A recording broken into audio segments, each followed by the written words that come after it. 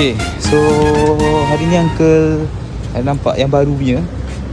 Okay, so yang ni yang Uncle tengok, yang ni Italian brand punya. Okay, siapa yang tahu kita ada apa?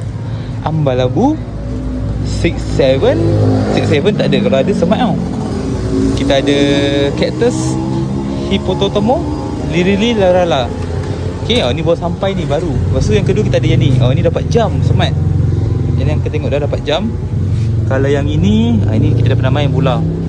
Dan yang ini tornado spinner. Ni dia boleh, kalau pusing dia boleh spinner. So hari ni Uncle punya budget ada RM1 je. Okay, so Uncle nak tengok full lagi ni tak ada orang main ni. Dia macam biasa lah. Okay, dia pakai duit baru. Alright, kita try dulu. Okay, 1, 2, 3. Okay. Cuba teka. Okay, macam dapat kan. Okay, next. Lagi satu, kita try lagi. 50 sen.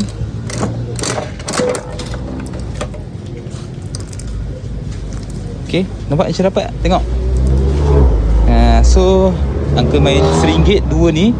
Okay, kita akan tengok sama ada dapat ke tak dapat. Kita tengok dulu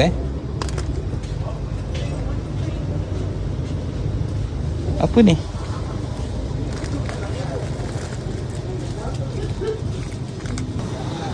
Okay, yang first ni macam tak dapat. Yang kedua, sekejap tengok dulu. Merdeka Ambalabu. Dapat cincin dengan yang ni. Okay, so kita dapat dua je lah. So maksudnya dia kena keluarkan at least RM5 baru dapat. Okay, tunggu next video nanti kita tengok.